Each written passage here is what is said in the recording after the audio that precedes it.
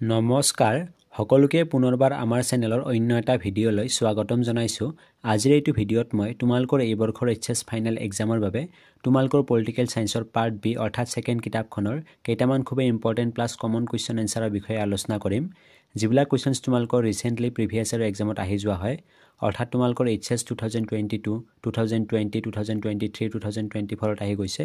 So এইবিলাক questions তোমালোকৰ এই বৰ্ষৰ এক্সামৰ বাবে ভেৰি ইম্পৰ্টেন্ট হয়। সেইবাবে মই ইয়াতে লিখিছোঁ এইকেইটা প্ৰশ্ন উত্তৰ তোমালোকে ভুলতো মিছ নকৰিবা। মিছ কৰিলে হয়তো বহুত ডাঙৰ লছ হৈ যাব পাৰে। সো তোমালোকে গোটেইবিলাক কুৱেশ্যনে চাবা ইয়াত দিয়া। ইয়াতে প্ৰথম কুৱেশ্যনছটো দিয়া আছে ৰাজনৈতিক ভূমিকম্প কি? এই কুৱেশ্যনছটো ভেৰি ইম্পৰ্টেন্ট হয় এই বৰ্ষৰ এক্সামৰ বাবে। সো এইটো ভালকৈ চাবা। ইয়াৰে এনসাৰটো হৈছে 1967 চনত কেন্দ্ৰ আৰু ৰাজ্য উভয়তে নিৰ্বাচনৰ ফলাফলে কংগ্ৰেছৰ দুৰ্গ জোকাৰণিৰ সৃষ্টি কৰিছিল। ৰাজনৈতিক পৰ্যালোচকৰ মতে এই নিৰ্বাচনৰ ফলাফল আছিল এক ৰাজনৈতিক ভূমিকম্প। তাৰ পিছত ইয়াতে দ্বিতীয় কুৱেশ্যনছটো দিয়া আছে ভাৰতৰ প্ৰথম বিৰোধী দলটোৰ নাম কি? এই দলটোৱে প্ৰথম সাধাৰণ নিৰ্বাচনত কিমানখন আসন লাভ কৰিছিল? এই কুৱেশ্যনছটো অলৰেডি প্ৰিভিয়াছ ইয়াৰত আহি গৈছে। সো এইটো ভালকৈ চাবা। ইয়াৰ এনসাৰটো হৈছে ভাৰতৰ প্ৰথম বিৰোধী দলটোৰ নাম হ'ল ভাৰতীয় সাম্যবাদী দল। এই দলটোৱে প্ৰথম সাধাৰণ নিৰ্বাচনত 16খন আসন লাভ কৰিছিল। আৰু তোমালোকক মই ইয়াতে এটা নোট দি থৈছোঁ, এইটোও তোমালোকে মনত ৰাখিবা। অৰ্থাৎ ভাৰতীয় সাম্যবাদী দলটো যাক চমুকৈ CPI বুলি কোৱা হয় 1926 চনত গঠিত হৈছিল। কেতিয়াবা সুধি দিব পাৰে যে ভাৰতীয় সাম্যবাদী দলটো কেতিয়া গঠন কৰা হৈছিল, নাইবা এনেকৈও দিব পাৰে যে ভাৰতৰ প্ৰথম বিৰোধী দলটো কেতিয়া গঠন কৰা হৈছিল। এই দলটোৰ এজন নেতৃত্ব বহন কৰা প্ৰখ্যাত নেতাৰ নাম হ'ল AK গোপালন।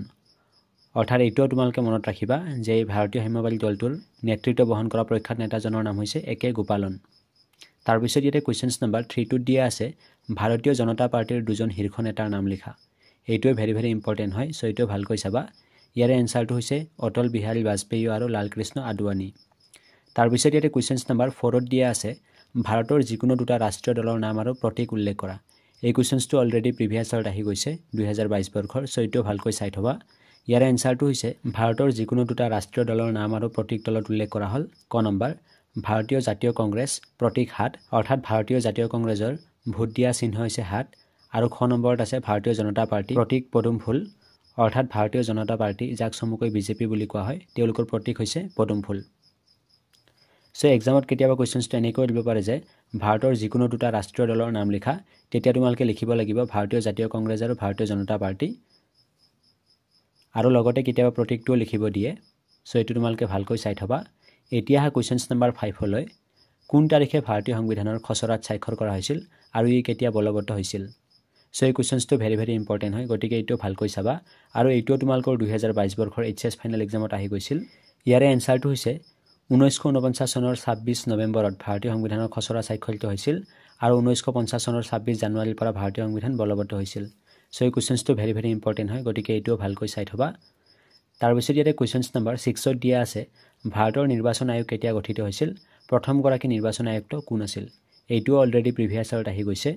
সো ইয়াৰে এনসাৰটোলৈ আগবঢ়াৰ আগতে তোমালোকলৈ সৰু এটা ৰিকুৱেষ্ট, তোমালোকৰ যদি কোনোবাই আমাৰ এইটো চেনেলত প্ৰথমবাৰৰ বাবে আহিছা বা নতুনকৈ ভিজিট কৰিছা তেতিয়াহ'লে এতিয়া এই চেনেলটোক ছাবস্ক্ৰাইব কৰি কাষত থকা বেল আইকনটো অলপ প্ৰেছ কৰি থৈ দিয়া। কিয়নো তোমালোকৰ এই বৰ্ষৰ এইচএছ ফাইনেল এক্সামৰ বাবে আমি সকলো ছাবজেক্টৰে কমপ্লিট ফ্ৰীতে প্ৰিপাৰেশ্যন কৰাই আছোঁ। আৰু বিভিন্ন ধৰণৰ ইম্পৰ্টেন্ট প্লাস কমন কুৱেশ্যন এনসাৰৰ PDF ফাইলসমূহ আমি আমাৰ টেলিগ্ৰাম আৰু হোৱাটছএপ চেনেলত আপলোড কৰি আছোঁ। সো তোমালোকৰ যদি কোনোবাই আমাৰ টেলিগ্ৰাম আৰু হোৱাটছএপ চেনেলত জইন কৰা নাই তেতিয়াহ'লে জইন কৰি ল'বা। হোৱাটছএপ চেনেল আৰু টেলিগ্ৰাম চেনেলৰ লিংক তোমালোকে আমাৰ এইটো ভিডিঅ'ৰ কমেণ্ট বক্সত বা ডেছক্ৰিপশ্যন বক্সত পাই যাবা। আৰু চেনেলটোক ছাবস্ক্ৰাইব কৰি কাষত থকা বেল আইকনটো অলপ প্ৰেছ কৰি থৈ দিবা। তেতিয়াহে তোমালোকে ভিডিঅ'বোৰৰ নটিফিকেশ্যনসমূহ পাই থাকিবা। সো ইয়াৰে এনসাৰটো হৈছে 1950 চনৰ জানুৱাৰী মাহত ভাৰতৰ নিৰ্বাচন আয়োগ গঠন কৰা হৈছিল। ইয়াৰ প্ৰথম নিৰ্বাচন আয়ুক্তজনৰ নাম আছিল সুকুমাৰ সেন। সো এই কুৱেশ্যনছটো ভালকৈ চাবা। এতিয়া কুৱেশ্যনছ নম্বৰ 7লৈ 1952 চনৰ পৰা 1967 নিৰ্বাচনৰ ভিতৰত কিছু সময়ৰ বাবে কংগ্ৰেছ ক্ষমতাত নথকা দুখন ৰাজ্যৰ নাম লিখা। ইয়াৰে এনসাৰটো হৈছে কেৰালা আৰু বিহাৰ। এই কুৱেশ্যনছটো ভেৰি ইম্পৰ্টেন্ট হয়। তাৰপিছত ইয়াতে নেক্সট কুৱেশ্যনটোত দিয়া আছে ভাৰতীয় জাতীয় কংগ্ৰেছ কেতিয়া আৰু কোনে প্ৰতিষ্ঠা কৰিছিল? এই কুৱেশ্যনছটো বিভিন্ন ধৰণৰ কম্পিটিটিভ এক্সামতো সুধি দিলে। সো এইটো এনেও আমি জানিব লাগে, খুবেই ইম্পৰ্টেন্ট হয়। ইয়াৰে এনসাৰটো হৈছে এলান অক্টোভিয়াম হিউমে 1885 চনত ভাৰতীয় জাতীয় কংগ্ৰেছ প্ৰতিষ্ঠা কৰিছিল। তাৰপিছত ইয়াতে কুৱেশ্যনছ নম্বৰ 9ত দিয়া আছে ভাৰতীয় জনসংঘ কেতিয়া গঠন হৈছিল? ইয়াৰ প্ৰতিষ্ঠাপক কোন আছিল? এইটোও অলৰেডি প্ৰিভিয়াছ ইয়াৰত আহি গৈছে। সো এইটোও ভালকৈ চাবা। ইয়াৰে এনসাৰটো হৈছে ভাৰতীয় জনসংঘ 1951 চনত গঠিত হৈছিল। ইয়াৰ প্ৰতিষ্ঠাপক সদস্য আছিল শ্যামা প্ৰসাদ মুখাৰ্জী। সো এতিয়া কুৱেশ্যনছ নম্বৰ 10লৈ ৰাজ্য পুনৰ্গঠন আয়োগ কেতিয়া গঠন কৰা হৈছিল? এই আইনৰ অধীনত সৃষ্টি হোৱা এখন ৰাজ্যৰ নাম লিখা। এই কুৱেশ্যনছটো অলৰেডি প্ৰিভিয়াছ ইয়াৰত আহি গৈছে সো এইটো ভালকৈ চাবা ইয়াৰে এনসাৰটো হৈছে ৰাজ্য পুনৰ্গঠন আয়োগ 1953 চনত গঠন কৰা হৈছিল এই আইনৰ অধীনত সৃষ্টি হোৱা এখন ৰাজ্য হ'ল অসম বিহাৰ আদি অৰ্থাৎ ইয়াতে এখন ৰাজ্যৰ নাম লিখিব দিছে কিন্তু মই ইয়াতে দুখন ৰাজ্যৰ নাম দি দিছো হয়তো কেতিয়াবা এক্সামত দুখন ৰাজ্যৰ নাম লিখিব দিব পাৰে সো বেছিকৈ চাই থোৱাত আমাৰ একো প্ৰবলেম নাই বেছিকৈ যিমানে চাবা সিমানেই ভাল সো তাৰ পিছত ইয়াতে নেক্সট কুৱেশ্যনটো দিয়া আছে দেশ বিভাজনে ক্ষতিগ্ৰস্ত কৰা দুখন ৰাজ্যৰ নাম লিখা এইটো ভেৰি ভেৰি ইম্পৰ্টেণ্ট হয় ইয়াৰ এনসাৰটো হৈছে বেংগল আৰু পাঞ্জাব তাৰ পিছত ইয়াতে কুৱেশ্যনছ নম্বৰ 12ত দিয়া আছে এসময়ত কেন্দ্ৰীয় শাসিত অঞ্চল আৰু বৰ্তমান ৰাজ্যৰ মৰ্যাদা পোৱা দুখন ৰাজ্যৰ নাম লিখা ইয়াৰ এনসাৰটো হৈছে অৰুণাচল প্ৰদেশ আৰু নাগালেণ্ড তাৰ পিছত ইয়াতে কুৱেশ্যনছ নম্বৰ 13ত দিয়া আছে ৰাজ্য পুনৰ্গঠন আয়োগৰ মূল কাম কি আছিল ইয়াৰ প্ৰধান পৰামৰ্শটো কি আছিল ইয়াৰ এনসাৰটো হৈছে 1953 চনত ভাৰত চৰকাৰে গঠন কৰা ৰাজ্য পুনৰ্গঠন আয়োগৰ মূল কাম আছিল ৰাজ্যসমূহৰ সীমা নতুনকৈ নিৰ্ধাৰণ কৰা এই আয়োগে আগবঢ়োৱা আটাইতকৈ গুৰুত্বপূৰ্ণ পৰামৰ্শটো আছিল ভাষাৰ ভিত্তিত ৰাজ্যৰ পুনৰ্গঠন কেতিয়াবা তোমালোকক শৰ্ট কুৱেশ্যনত এনেকৈ কুৱেশ্যনছটো দিব পাৰে যে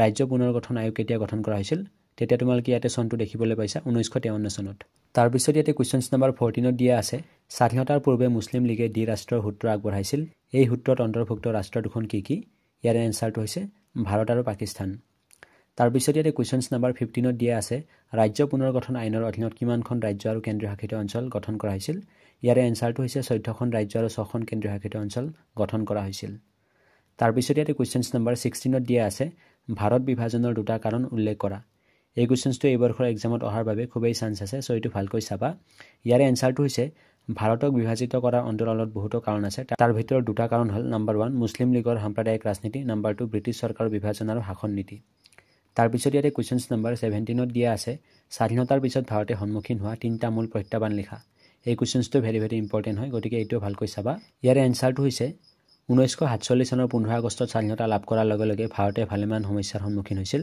তাৰ ভিতৰত তলত উল্লেখ কৰা দুটা অন্যতম আছিল নম্বৰ 1 বিভিন্ন জাতি ধৰ্ম ভাষা ভাষী লোকে বাস কৰা ভাৰতৰ ঐক্য আৰু সংহতি প্ৰতিষ্ঠা কৰা নম্বৰ 2 গণতন্ত্ৰ প্ৰতিষ্ঠা কৰা ইয়াতে কুৱেশ্যনছটো টাইপিঙত মিষ্টেক হৈছে ইয়াতে তিনিটা নহয় দুটাহে হ'ব লাগিছিল যেহেতু এনসাৰ দুটা দিয়া আছে সো তোমালোকে এইটো কাৰেকশ্যন কৰি ল'বা আৰু 3 মাৰ্কছৰ কুৱেশ্যনছ এনেও নাহে তোমালোকৰ এক্সামত 2 মাৰ্কছৰহে আহিব তাৰ পিছত ইয়াতে কুৱেশ্যনছ নম্বৰ 18ত দিয়া আছে বোম্বাই পৰিকল্পনা কি আছিল এইটোও প্ৰিভিয়াছ ইয়াৰত অলৰেডি আহি যোৱা হয় সো এইটো ভালকৈ চাবা ইয়াৰ এনসাৰটো হৈছে 1944 চনত কিছু সংখ্যক উদ্যোগপতিয়ে মুম্বাইত মিলিত হৈ ভাৰতত পৰিকল্পিত অৰ্থনীতি প্ৰতিষ্ঠা কৰিবৰ বাবে এটা যৌথ প্ৰস্তাৱৰ খচৰা প্ৰস্তুত কৰে যাক বোম্বাই পৰিকল্পনা বুলি জনা যায় তাৰ পিছত ইয়াতে কুৱেশ্যনছ নম্বৰ 19ত দিয়া আছে সেউজ বিপ্লৱ বুলিলে কি বুজা ইয়াৰ এনসাৰটো হৈছে 1960ৰ দশকত ভাৰতে পুৰণি কৃষিৰ কৌশলসমূহ পৰিহাৰ কৰি তাৰ ঠাইত আধুনিক কৃষি পদ্ধতি উন্নত বীজ সাৰ আদি ব্যৱহাৰ কৰে ফলত কৃষিখণ্ডত এক আমূল পৰিৱৰ্তন সাধন হয় গতিকে সেউজ বিপ্লৱ বুলিলে এই ব্যৱস্থাটোকে বুজায় তাৰ পিছত ইয়াতে কুৱেশ্যনছ নম্বৰ 20 দিয়া আছে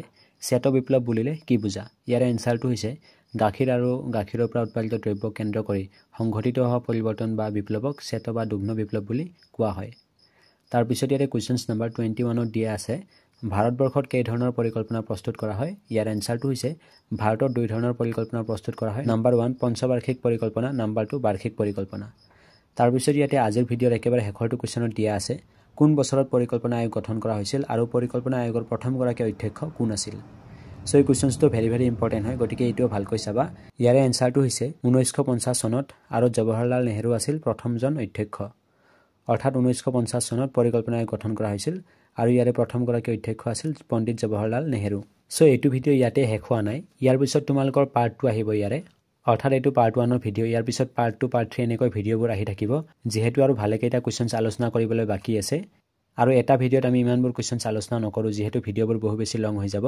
সেইবাবে আমি বাকীবোৰ ভিডিঅ'ত আলোচনা কৰি দিম ইয়াৰ পিছত পাৰ্ট 2 পাৰ্ট 3 এনেকৈ ভিডিঅ'বোৰ আহি থাকিব সো তোমালোকে সকলোবিলাক ভিডিঅ'ই চাবা তেতিয়াহে তোমালোকৰ হেল্পফুল হ'ব এক্সামত আৰু আজিৰ এইটো ভিডিঅ'ত মই যিমানবিলাক কুৱেশ্যন এনসাৰ আলোচনা কৰিছোঁ ইয়াৰ পৰা তোমালোকৰ এক্সামত ভালেকেইটা কুৱেশ্যনছ কমন পৰি যাব সো তোমালোকে চিন্তা কৰিব নালাগে আৰু তোমালোকে যিমান পাৰা তোমালোকৰ বন্ধুবৰ্গলৈ ভিডিঅ'টো শ্বেয়াৰ কৰি দিবা যাতে সকলোৰে উপকৃত হয় সো আজিলৈকে এইখিনি আছিল তেতিয়ালৈকে থেংক ইউ সো মাচ জয় আই অসম বন্দে মাতৰম